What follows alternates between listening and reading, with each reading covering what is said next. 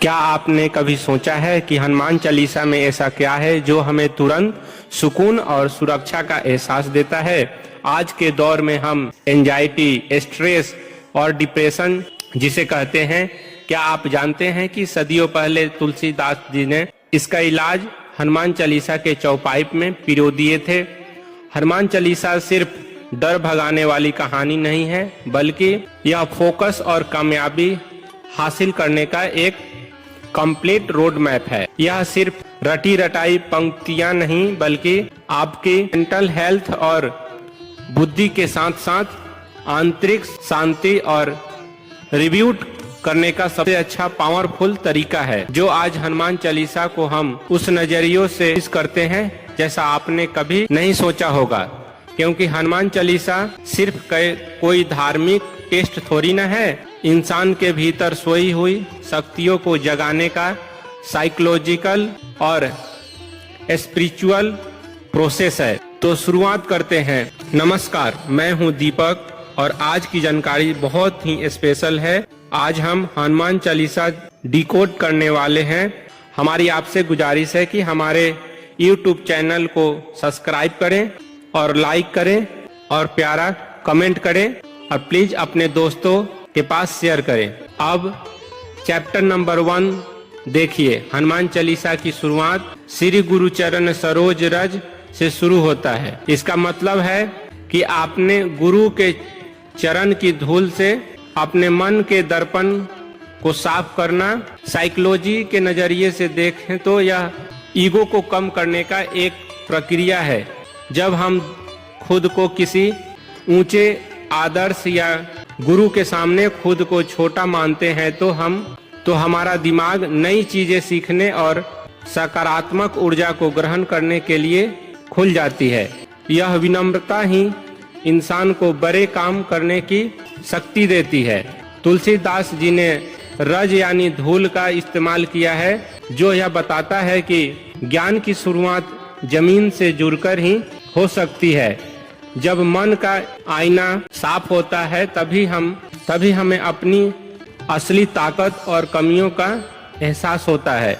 यह शुरुआती दोहा हमें मानसिक रूप से तैयार करता है कि हम पढ़ने जा रहे हैं उसे बिना किसी घमंड के स्वीकार कर सकें। अब आइए इसके बाद आता है बुद्धिहीन तनु जानिके। इसका असली मनोवैज्ञानिक कारण जानते हैं। देखिए, हनुमान चालीसा की शुरुआत में ही हम खुद को बुद्धिहीन कहते हैं। क्या इसका मतलब है कि हम वाकई में बेवकूफ हैं? नहीं, यह बेवकूफी वाली बात नहीं है।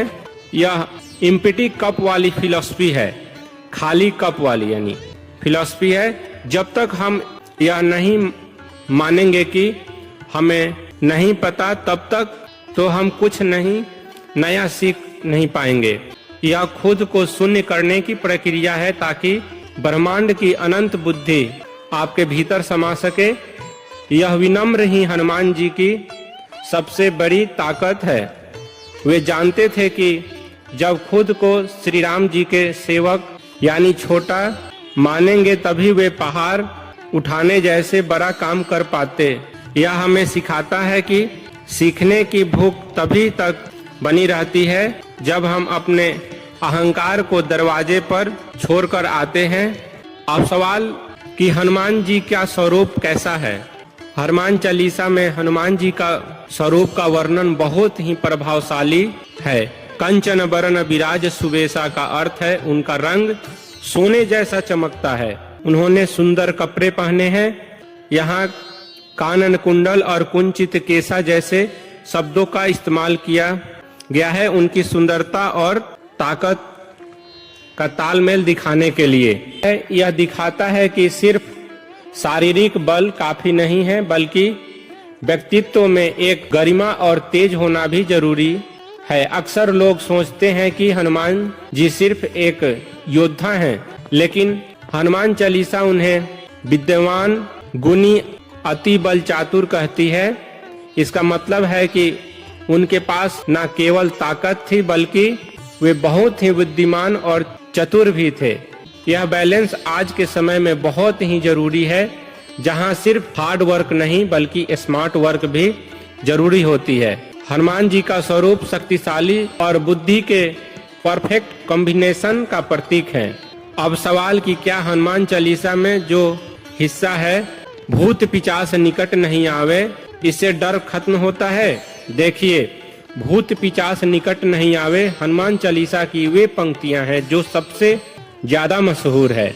वैज्ञानिक दृष्टिकोण से देखिए तो भूत पिशाच असल में हमारे मन के डर, पुरानी बुरी आदतें और एंजाइटी है। जब हम पूरे विश्वास के साथ इन पंक्तियों को दोहराते हैं तो हमारा सब कॉन्शियस माइंड निडर महसूस करने लगता है।